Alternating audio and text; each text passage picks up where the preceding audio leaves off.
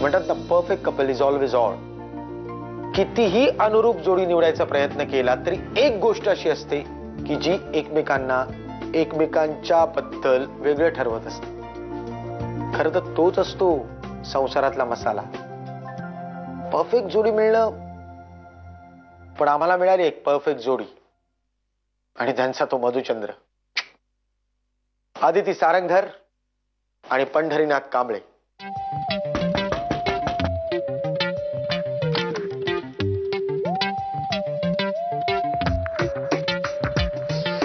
जितेंद्र माडे तुम्हीच का? मी कसा असेल? मी त्यांचा चेला आहे. ते राजाबाई टॉवर आणि कुठे हा दिव्याचा खांब. सॉरी, मला राजाबाई टॉवर बघायचंय. आय मीन भेटायचंय. भेटायचंय? चला. काय काम म्हणलं? पुतण्याचा वाढदिवस आहे, एंटरटेनर हवाय. एक सेकंड, डायरी बघतो.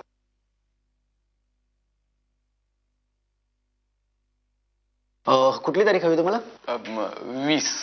20 तारीख. नाव काय म्हणलं? राजेंद्र. राजेंद्र राजे.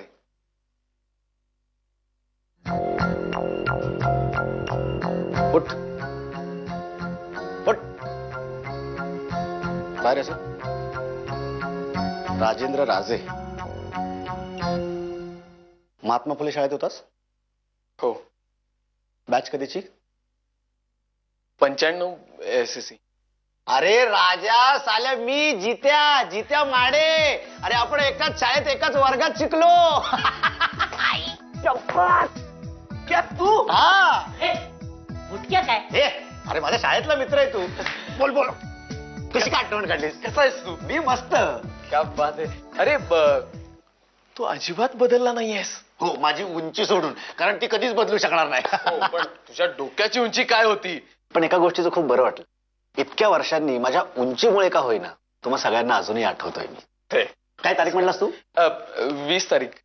आलो तुझ्या कार्यक्रमाला. तुमची मुलगी इतकी सुस्वरूप आणि लाघवी आहे की तिला सून करून घेण्यासाठी कुणीही हसत हसत तयार होईल. पैशाशिवाय मुलीचं लग्न लावून देणं सोपं आहे का? हल्ली हुंडा वगैरे मागत नसले तरी मानपान लग्नाचा खर्च काही कमी असतो का? आमचं महिन्याभराच कसं बसं फेटतं हो. म्हणजे माझी काही जबरदस्ती नाहीये,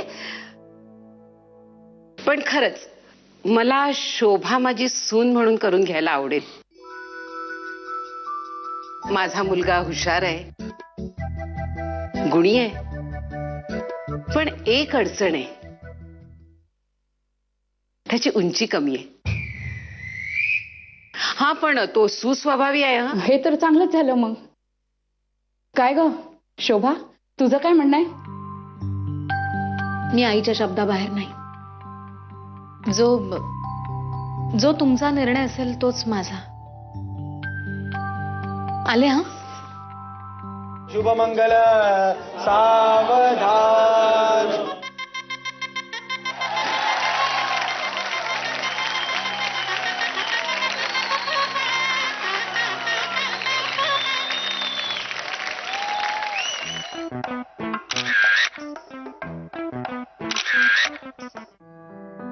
साल्या उंचीमुळे काय काय ऐकून घ्यावं लागलं मला आतापर्यंत.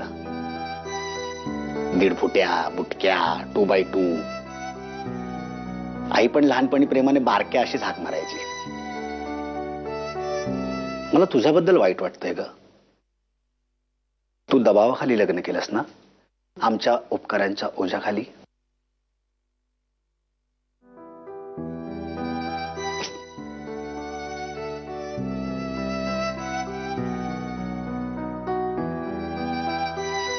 आणि लग्न सुद्धा एक ऍडजस्टमेंटच असते ना. ज्या दिवशी तुझ्या डोळ्यातली ही ऍडजस्टमेंट संपेल ना,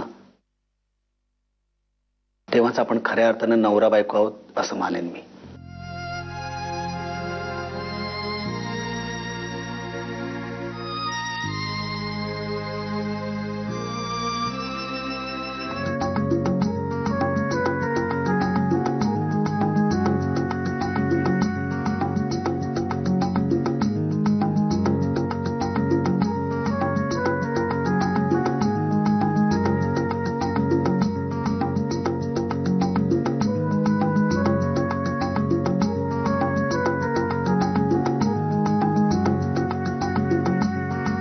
आता काय झालं? मला काय विचारताय आता काय झालं? तुम्हीच सगळा घोळ करून ठेवलाय. उंच मुलीबरोबर लग्न लावून दिलं माझं. माझ्या शेजारी बसून तिला नाश्ता पण करावा असं वाटत नाही. पेपर बघू म्हटलं तर पेपर दाखवतायत. लग्न करून द्या म्हटलं तर उंच मुलीशी लग्न लावून दिलंय. कुठे गेला? तू कुठं गेली होतीस? ज्यूस आणायला.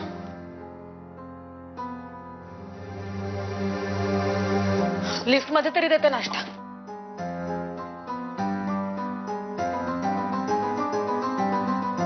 इतका खर्च केला पण त्याचा काही उपयोग नाही.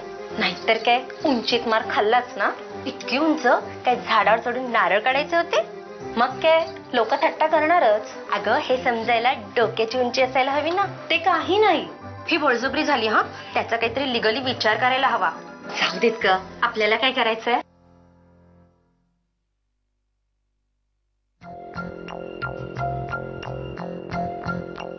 एवढा वाढवलाय.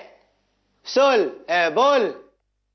आता मला कोणीच बुटक्या 1.5 फुट्या 2x2 बोलणार नाही, कळलं ना. आता अमिताभ बच्चनला पण आहे ना माझ्याकडे असं मान वर करून बोलावं लागेल, कळलं. आता दाखवतोच सगळ्यांना. तू चाल माझ्या बरोबर चाल. का हो काका, वाटतोय आम्ही आता टंप आणि बेल सारखे? ओ काकी, काय वाटतोय का आम्ही ते बिअरची बॉटल आणि सोडा वॉटरची बॉटल सारखे, की तुमची ती ग्राईप वॉटरची बॉटल? सांगा सांगा ना. आता आता मी हसणार आहे. तू क्या पागल है? तेरे को क्या लगा हम लोग तेरे पे हंस रहे थे?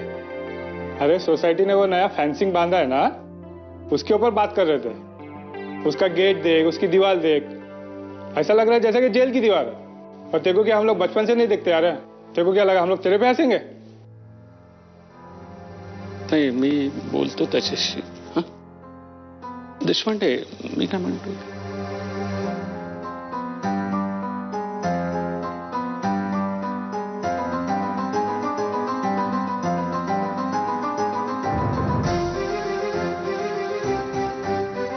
झालं केलं स्वतःच हसू. आता हा पोरकटपणा आवरा आणि आधी हनीमूनला जा.